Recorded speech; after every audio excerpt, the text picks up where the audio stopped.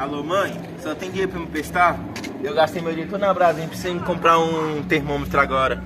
Acho que tô ficando doente. Hã?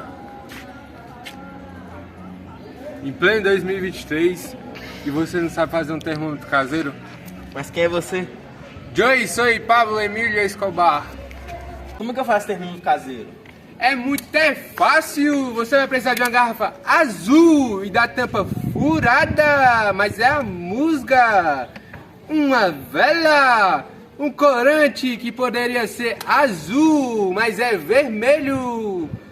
Um canudo de plástico para matar as tartarugas, mas é a musga. E não pode esquecer do álcool, que é 90. E só faltou a pistola. Bora, vagabundo, passa tudo. Cala a boca. Pá. Ai, minhas costas. Agora eu consegui a pistola. Pá, pá, pá. Boa tarde, pessoal. Experimento do termômetro caseiro.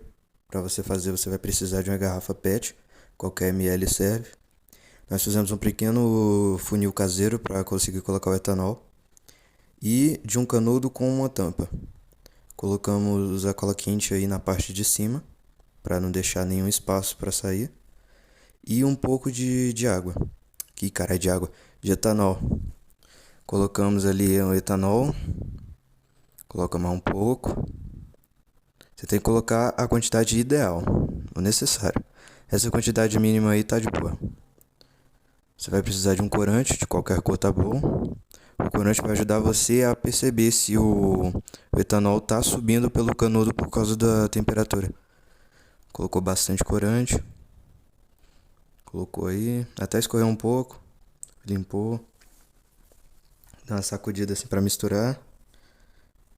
E vai indo. Aí, ó. Bom pra gripe, bom pra tosse. Alcelora.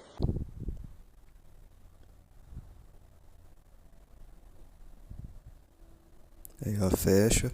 Lembrando, tem que deixar bem fechado.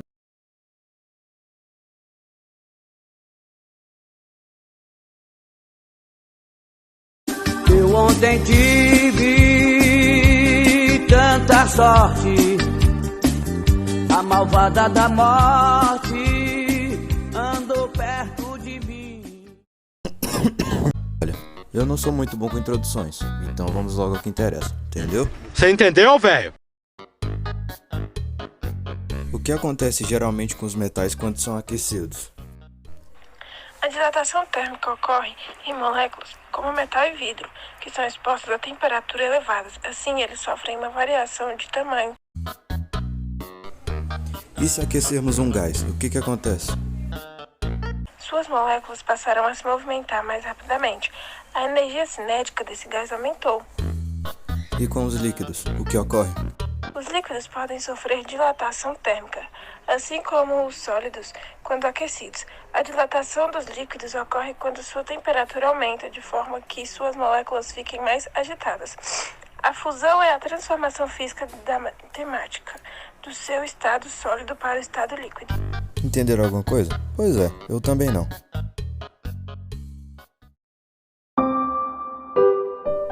Quais são as 3 fases da matéria? Explique cada uma delas em termos de agitação e separação molecular. A matéria pode se encontrar em 3 estados: sólido, líquido e gasoso. O que determina o estado em que a matéria se encontra é a proximidade das partículas que a constituem. Essa característica obedece a fatores como a força de coesão, que faz com que as moléculas se aproximem uma das outras, e a força de repulsão, que faz com que as moléculas se afastem uma das outras. Esses estados de agregação da matéria também são chamados de estados físicos da matéria. A matéria pode se encontrar nos estados sólido, líquido e gasoso. No estado sólido, as moléculas se encontram muito próximas, sendo assim, possuem uma forma fixa, volume fixo e não sofre compressão. As forças de atração, a coesão, predominam neste caso. O exemplo é um cubo de gelo. As moléculas estão muito próximas e não se deslocam, ao menos que passe por um aquecimento.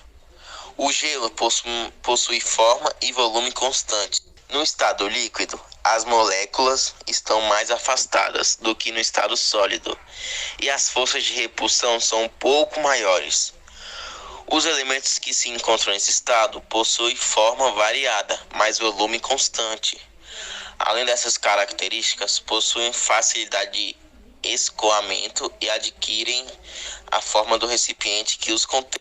No estado gasoso, o movimento das moléculas é bem maior que no estado líquido ou sólido.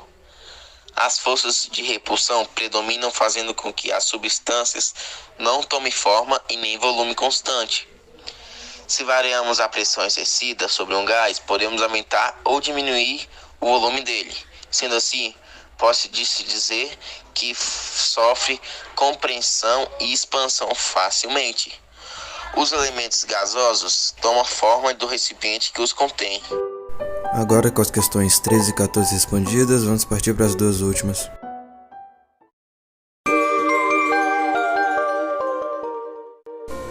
Explique o diagrama de fases da água. O que é um diagrama de fases da água? Trata-se de um gráfico que fornece dados de pressão e temperatura de uma substância. O diagrama de fases é um gráfico utilizado para indicar as condições de temperatura e pressão necessárias para obter uma substância em um determinado estado físico, sólido, líquido ou gasoso. Quais são as fases do diagrama de fases?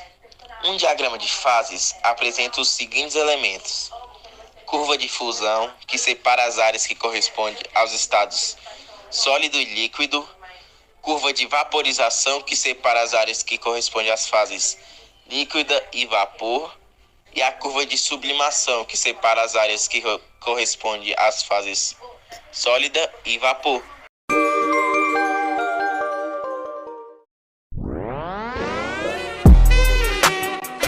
Explique o que é calor sensível e latente. Calor latente é o fenômeno em que ocorre a transição de energia térmica sobre dois corpos devido à diferença de temperatura entre eles. E calor sensível, o que é? Calor sensível ou calor específico sensível é uma grandeza física que corresponde à quantidade de calor recebida ou cedida por um corpo, gerando assim uma variação na temperatura. Muito obrigado por assistir até aqui.